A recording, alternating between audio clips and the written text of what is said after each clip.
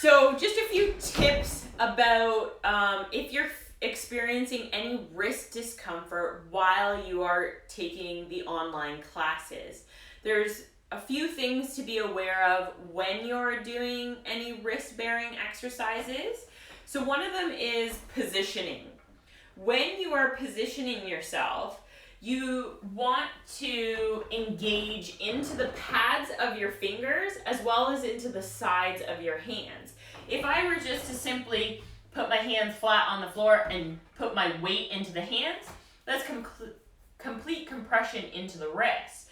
Where if I press the pads of my fingers and the sides of my hands, it kind of creates a little bit of a dome with that muscle engagement. So then it's creating space through the wrist, and I'm no longer placing the force directly into the wrist. Another thing to be aware of is your elbows. A lot of us tend to lock the elbows or hyperextend the elbows. So if you think about the insides of your elbows, picture a bulldog and think about the elbows being soft and facing each other. So if I'm extended, the insides of my elbows are pointing forward, where if I'm unlocked and soft, they're facing each other. And then the last thing to be aware of is your shoulder girdle. So when we're on our hands and knees, we don't want to think about pushing just through our hands. We need to set that shoulder girdle, engage. So even think about setting the shoulders, drawing the shoulders down and back, pinching a piece of paper between your arms and your ribs. I know it's a little bit easier to kind of picture that down here, but that same engagement is happening when you're on your hands. From there, there's a few other things that you can do. So if I was on a mat instead of a mat converter, when you're on your mat, roll the mat up. So part of the discomfort, again, is that flat wrist position. But if you roll the mat so that you can elevate your wrist, oh, I didn't roll it very good. Roll. If you elevate the wrist higher than the fingertips, that's going to decrease the compression on the wrist joint. So anytime you're doing any of your mat exercises, just think about elevating the wrist off the mat. Another option, if you have soft weighted balls.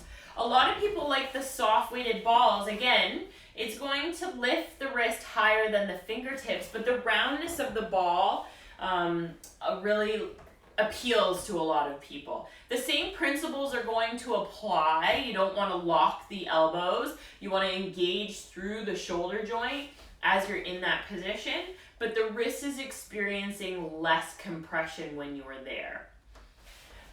Again, more options. Dumbbells. People do like to use the dumbbells as well. Now, your dumbbells, the weight doesn't matter.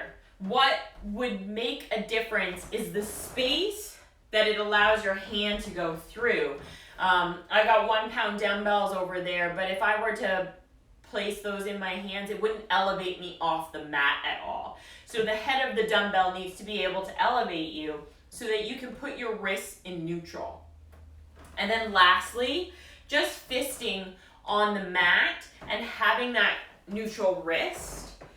The only reason someone would not care for that is maybe they have some arthritis in the knuckles and it doesn't feel great. And I just kind of thought of something else.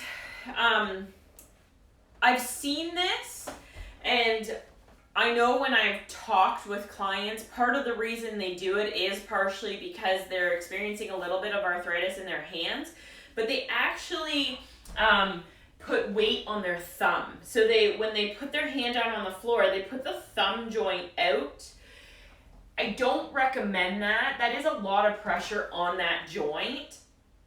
And the thumb is not meant to weight bear like that. So I believe that they're doing it to decrease the pressure in the wrist, but I would protect the thumb and find another option when you're engaging.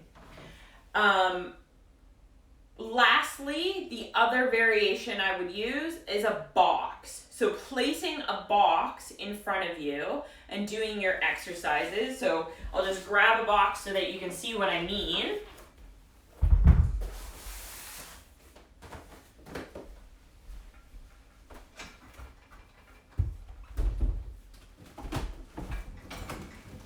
As I move all this stuff around.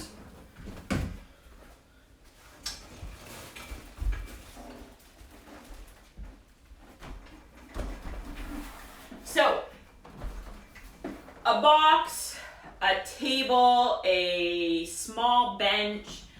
You can place your forearms on the box. There is no wrist bearing. So then you're focusing directly into the shoulder girdle. There's no hyperextending of the elbows. I can do my cat in this position. I can do my bird dogs in this position. I can even plank in this position. So all of those are an option. I would say this is the last variation if you know that your wrists can't take any weight bearing. I would try the other options. But lots of options. If you have any questions about ways to modify, don't hesitate to shoot me an email, info@returntoform.ca, and hope you enjoy your online classes. Thanks.